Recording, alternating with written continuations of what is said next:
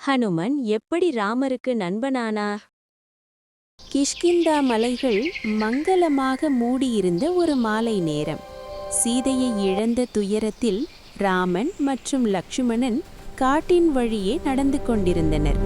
அவர்களின் கண்களில் வேதனை, ஆனால் உள்ளத்தில் உறுதி.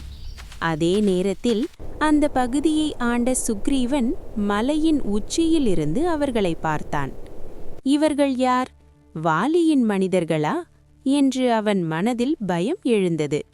அவன் தனது அறிவும் வீரமும் நிறைந்த அமைச்சரான அனுமனை அழைத்தான். சென்று அவர்கள் யார் என்று அறிந்து வா என்றான். முதல் சந்திப்பு. அனுமன் ஒரு சந்நியாசி வேடம் பூண்டு ராமன் அருகே சென்றான். அவன் மெதுவாக கேட்டான், அரசர்களைப் போல் தோன்றும் நீங்கள் யார்?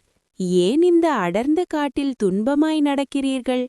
ராமன் அமைதியாக பதிலளித்தார், நான் அயோத்தியையின் இளவரசன். என் மனைவி சீதை ராவணனால் கடத்தப்பட்டாள். அவளை தேடி வருகிறேன். அந்த வார்த்தைகளை கேட்டவுடன் அனுமனின் மனம் உருகியது.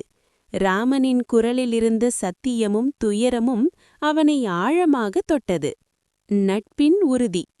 அனுமன் உடனே தனது உண்மை உருவத்தை காட்டினான். நான் சுக்ரீவனின் சேவகர். உங்களுக்கு உதவ நான் பிறந்தவன் போல உணர்கிறேன் என்றான். ராமன் சிரித்தார். அந்த சிரிப்பில் நம்பிக்கை இருந்தது. அனுமன் அவர்களை சுக்ரீவனிடம் அழைத்து சென்றான். அங்கு ராமன் சுக்ரீவன் நட்பு ஏற்பட்டு ஒரு பெரிய தீர்மானம் எடுக்கப்பட்டது. சீதையை கண்டுபிடிக்க வேண்டும்.